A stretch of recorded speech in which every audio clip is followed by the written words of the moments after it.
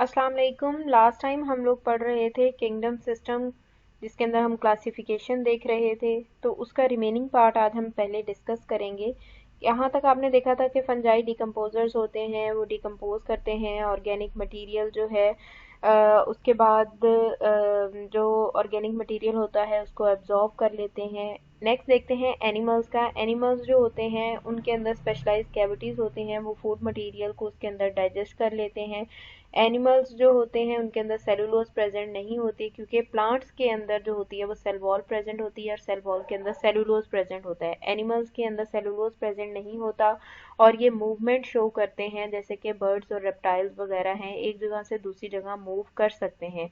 Classification system के अंदर जितने भी यूकैरियोट्स प्रेजेंट हैं जो कि प्लांट्स, फंजाई और एनिमिलिया के अंदर फिट नहीं होते, उनको प्रोटिस्टा के अंदर प्लेस कर दिया जाता है। प्रोटिस्ट जो होते हैं वो यूनिसेलुलर फॉर्म के अंदर आते हैं, लेकिन इस किंगडम के अंदर सिंपल मल्टीसेलुलर ऑर्गेनिजम्स भी प्रेजेंट होते हैं, जो कि जिनको डायरेक्ट कहा जाता है कि वो डिसेंडेंट्स होते हैं यूनिसेलुलर प्रोटिस्ट के। डिसेंडेंट का मतलब होता है आबाओ, डिसेंडेंट का मतलब होता है जो आने वाली नस्ल होती है, एंसेस्टर्स होते हैं जो आबाओ अजदाद होते हैं। मतलब कि यूनिसेलुलर प्रोटिस्ट जो थे वो पहले प्रेजेंट थे और फिर उनके आने वाली नस्ल जो है वो सिंपल मल्टीसेलुलर ऑर्गेनिज्म है। डिसेंडेंट का मतलब होता है जो आने वाले होते हैं, जो कि छोटे होते हैं, और जो एंसेस्टर्स होते हैं वो आबाओ अजदाद होते हैं। तो यहाँ डिसेंडेंट का वर्ड यूज किया गया है, मतलब यूनिसेलुलर प्रोटिस्ट पहले प्रेजेंट थे और उसके बाद आने वाले उनकी नस्ल में से मल्टीसेलुलर ऑर्गेनिज्म सिंपल जो है वो थे। लेनिन मार्गुलस और कार्लेनेस स्चवार्ट्स 1988 में थे, साइंटिस्ट थे जिन्होंने 5 किंगडम क्लासिफिकेशन सिस्टम जो कि विटाकर ने दिया था उसको थोड़ा सा मॉडिफाई किया। इन्होंने फर्दर स्टडीज की, सेलुलर ऑर्गेनाइजेशन को चेक किया, न्यूट्रिशन को देखा कि मोड ऑफ न्यूट्रिशन का मतलब है कि कोई भी ऑर्गेनिज्म फूड किस तरह से ऑब्टेन करता है। आइदर वो खुद अपने खाने को बनाता है with the help of photosynthesis, या फिर वो दूसरे ऑर्गेनिजम्स को खा के अपना फूड लेता है, या फिर वो किसी भी डेड मटेरियल को डीकम्पोज करके या लिविंग ऑर्गेनिजम्स को डीकम्पोज करके उनको ब्रेक डाउन करके उनसे अपना फूड मटेरियल जो है वो लेता है। तो मोड ऑफ न्यूट्रिशन को स्टडी किया, साइटोलॉजी के बारे में देखा, जेनेटिक्स देखा, और इसके अलावा बाकी की जो ऑर्गेनेलिस वगैरह थी उनके बारे में स्टडी किया। सिम्बायोसिस एक ऐसा, यहाँ पे एक वर्ड यूज किया गया है, सिम्बायोटिक ओरिजिन। सिम्बायोसिस ऐसा रिलेशन होता है जिसके अंदर जो सारी जिसमें दो चीज़ें जो होती हैं वो एक दूसरे पे डिपेंड करती हैं और एक दूसरे से फ़ायदा लेती हैं। तो माइटोकॉन्ड्रिया, क्लोरोप्लास्ट ये भी सेल को बेनिफिट ही देते हैं और खुद भी अपने सर्वाइवल के लिए भी सेल से चीज़ें लेते हैं। तो सिम्बायोसिस ऐसा रिलेशन होता है जिसके अंदर दो चीज़ें जो होती हैं वो एक दूसरे पे डिपेंड कर रही होती हैं। तो इनका इस साइंटिस्ट का जो किंगडम सिस्टम था उन उसको अगर देखा जाए तो उसके अंदर फर्स्ट जो था वो प्रोकैरियोट थे, जिसको जो कि मोनेरा है। दूसरा नाम जो था वो प्रोटोक्टिस्टा का था, जो जिसके अंदर प्रोटिस्ट आते हैं। तीसरा प्लांटी था, चौथा एनिमिलिया, और पांचवा जो है वो फंजाई। तो इन्होंने उसको थोड़ा सा रीफ्रेज किया और इसमें बहुत से चेंजेस किए। और यहाँ पर जैसे कि एक डायग्राम के अंदर 5 किंगडम सिस्टम है, देखिए नीचे प्रोकैरियोट्स दिखाए गए हैं जिसके अंदर मोनेरा है, फिर प्रोटोक्टिस्टा दिखाया गया है जिसमें प्रोटिस्टा है, एक में एनिमिलिया, एक में फंजाई और एक में प्लांट्स जो हैं वो प्लांटी जो है वो शो किया गया है जिसके अंदर प्लांट्स प्रेजेंट हैं। तो ये आपको पता होना चाहिए कि रिसेंट जो किंगडम सिस्टम है वो किन साइंटिस्ट ने दिया, किस सन में दिया, और इसके पीछे भी आपने जो साइंटिस्ट पढ़े आपको हर किसी का इंडिविजुअल काम जो है वो याद होना चाहिए। Now we are going to discuss about viruses. We will discuss characteristics of viruses. Then we will discuss about structure of viruses.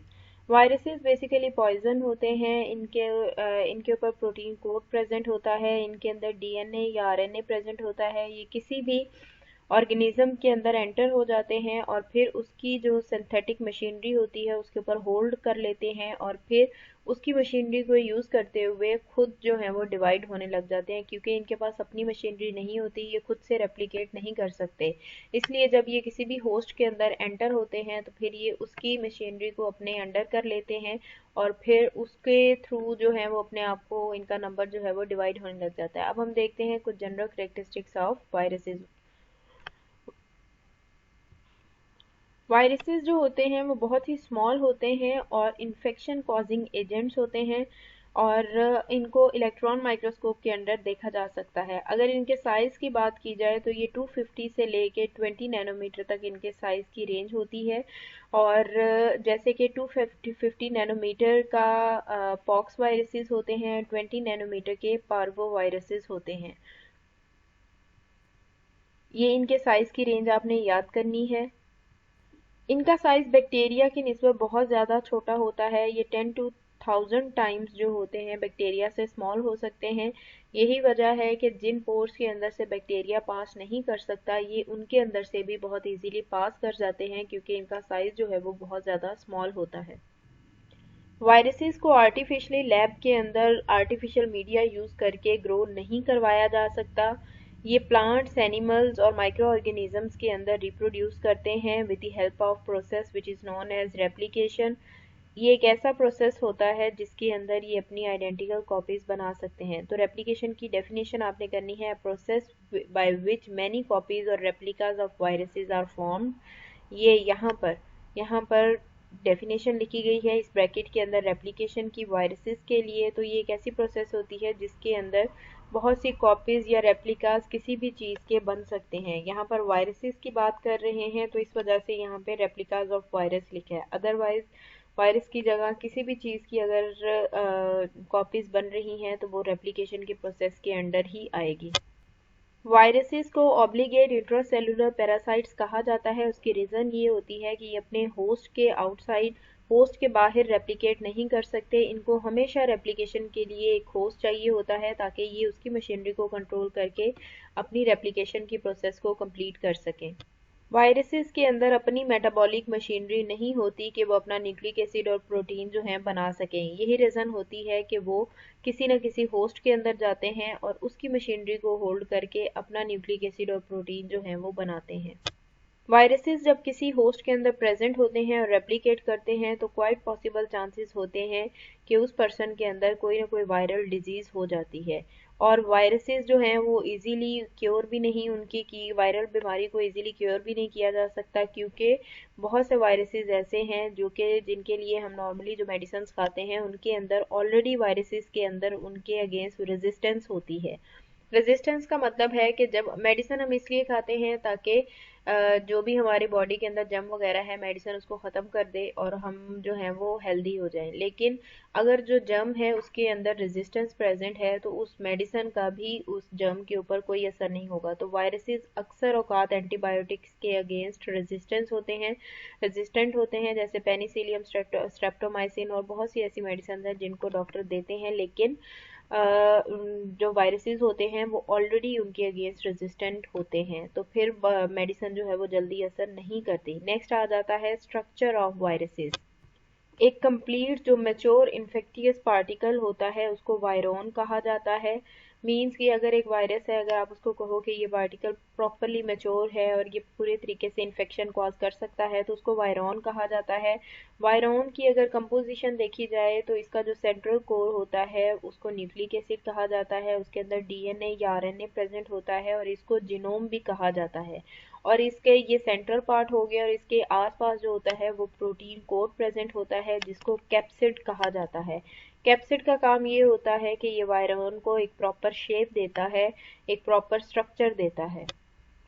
Capsid जो है ये कैप्सोमेर्स के मिलने से बनता है। ये प्रोटीन सब यूनिट्स होते हैं जिनको कैप्सोमेर्स कहा जाता है, ये आपस में मिलते हैं, इनके जुड़ने से जो स्ट्रक्चर बनता है उसको कैप्सिड कहा जाता है। कितने कैप्सोमेर्स मिलकर कैप्सिड बना रहे हैं इसकी बेस के ऊपर जो है वो वायरस का पता चलता है क्योंकि हर वायरस के अंदर कैप्सोमेर्स का नंबर जो है वो वेरी करता है। फॉर एग्जांपल 162 कैप्सोमेर जो है वो हर्प्स वायरस के कैप्सिड के अंदर प्रेजेंट होते हैं। 252 कैप्सिड्स जो हैं वो एडिनो वायरस के कैप्सिड के अंदर 252 कैप्सोमेर्स प्रेजेंट होते हैं और ये कॉमन कोल्ड डिजीज जो है वो कॉज करता है। कुछ ऐसे भी एनिमल्स होते हैं जिनके अंदर न्यूक्लिक एसिड और कैप्सिड को कंबाइन बोला जाए तो इनको न्यूक्लियो कैप्सिड कहा जाता है। तो कुछ ऐसे भी एनिमल्स होते हैं जिनमें न्यूक्लियो कैप्सिड के बाहर एक और मेम्ब्रेन होती है जो कि होस्ट सेल के अंदर से जनरेट होती है, उसको एनवेलप कहा जाता है।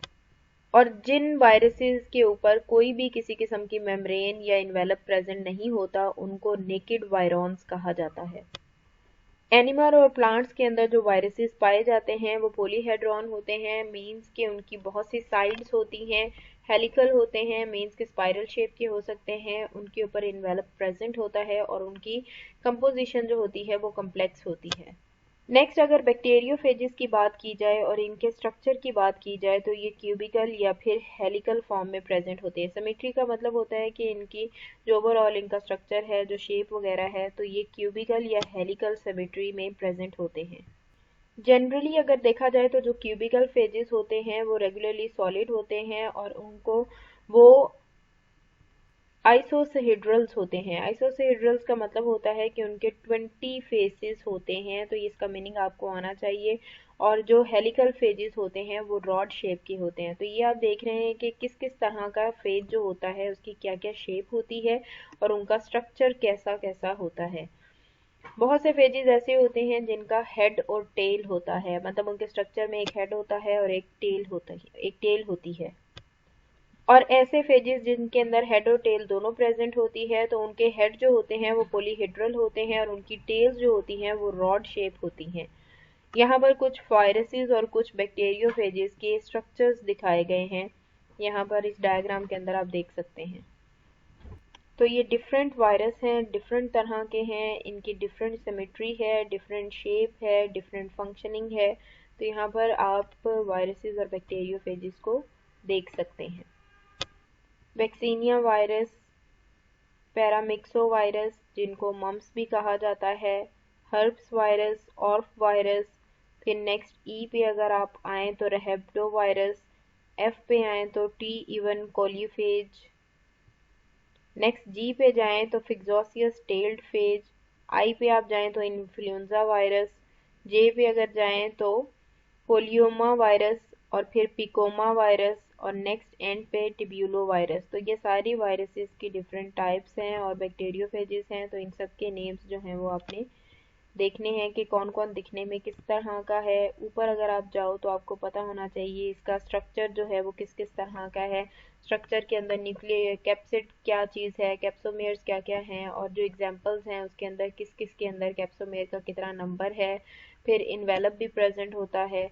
ये चीज़ें आपने ये डेफिनेशंस के लिए दो दो नंबर की याद करने हैं। वायरसेस को ऑब्लिगेट इंट्रासेलुलर पैरासाइट्स भी कहा जाता है क्योंकि ये सिर्फ होस्ट के अंदर रह के रेप्लिकेट कर सकते हैं, आउटसाइड होस्ट ये रेप्लिकेशन शो नहीं कर सकते। फिर इनका साइज़ आपको पता होना चाहिए, इनके साइज़ की रेंज आपको अंदाज़ा होना चाहिए। तो इस तरह करके इसके अंदर से आपको शॉर्ट क्वेश्चंस जो हैं वो आ सकते हैं। फिलहाल तक के लिए जो लीस्ट अंडरस्टूड माइक्रो ऑर्गेनिज्म है जिसके बारे में बहुत ज़्यादा डिटेल साइंटिस्ट को अभी तक नहीं पता, और ये एक इन्फेक्शियस प्रोटीन होता है जो इन्फेक्शन कॉज कर सकता है जिसकी वजह से बहुत सी डिजीजेस हो सकते हैं। इसको प्रायन कहा जाता है और रिसेंटली ये डिस्कवर हुआ था 1983 के अंदर, और इसके बारे में फुल डिटेल अभी तक जो है वो बहुत ज़्यादा नहीं पता। इनके अंदर इनकी कंपोजिशन देखी जाए तो उसके अंदर प्रोटीन प्रेजेंट होते हैं और उस प्रोटीन के ऊपर सिर्फ इतने ही कोड होते हैं कि ये खुद से रेप्लिकेट कर सके, मतलब इसकी अपनी रेप्लिकेशन के कोड ही प्रोटीन के ऊपर प्रेजेंट होते हैं।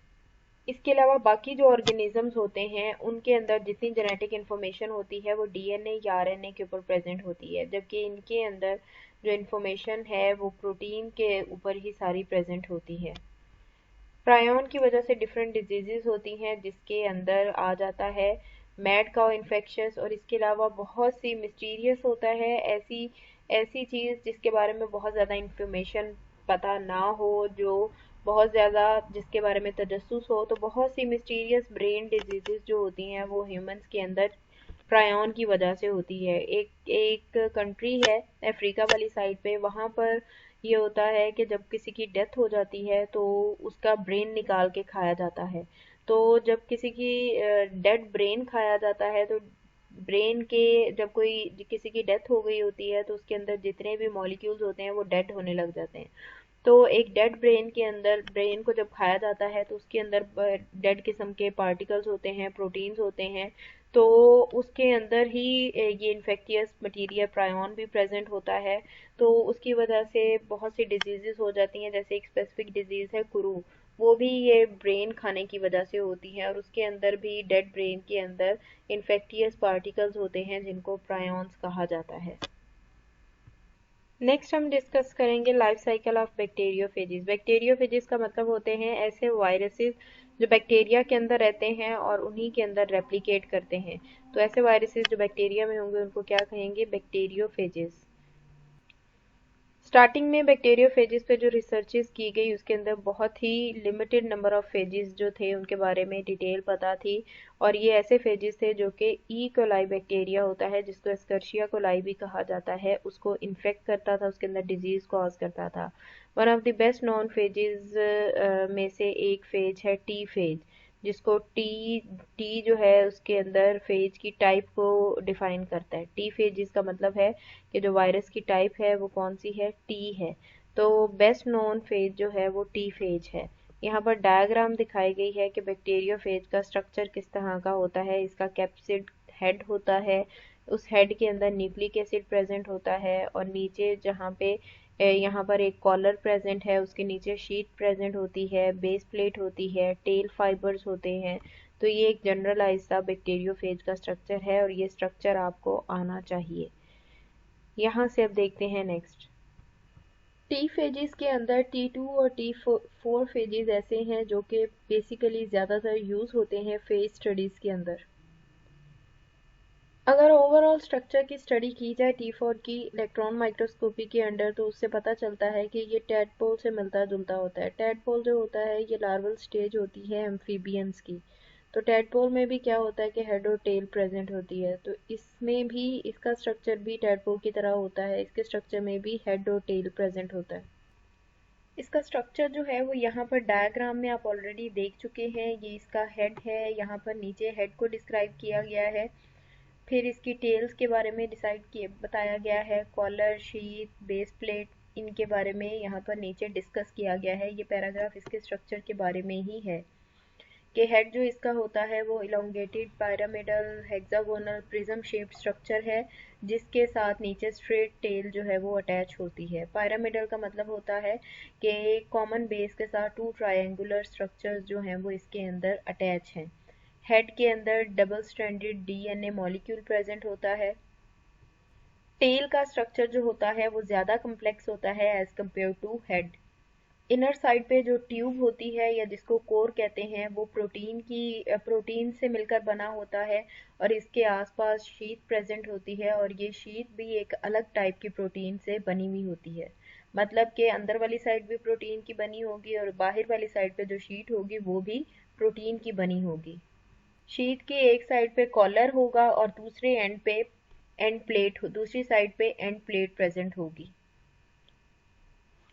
कॉलर और एंड प्लेट आपने देखा, कॉलर जो है जो इसकी शीट प्रेजेंट होती है, शीट की एक साइड पे कॉलर प्रेजेंट होता है, दूसरी साइड पे एंड प्लेट होती है, और एंड प्लेट के साथ आगे फर्दर 6 टेल फाइबर्स अटैच होते हैं।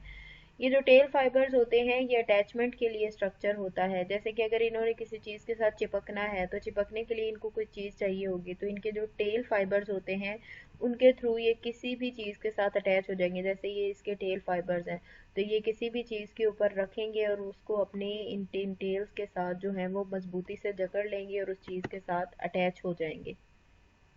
नेक्स्ट इसके वॉल्यूम को अगर देखा जाए तो फेज का वॉल्यूम जो होता है वो 1/1000 ऑफ होस्ट, मतलब इसका साइज इतना ज़्यादा, इसका वॉल्यूम इतना ज़्यादा कम होता है। नेक्स्ट नीचे बताया गया है कि किस तरह से फेज जो है वो किसी भी होस्ट के अंदर अपना डीएनए इंजेक्ट करता है, किस तरह से पूरा प्रोसीजर चलता है। और जैसे कि डायग्राम के अंदर दिखाया गया है कि नीचे ये कोई होस्ट है और होस्ट के ऊपर ये सबसे पहले लैंडिंग इसकी हो रही है, मतलब एक बैक्टीरियोफेज आता है और होस्ट सेल के ऊपर ये क्या करता है? लैंड कर जाता है।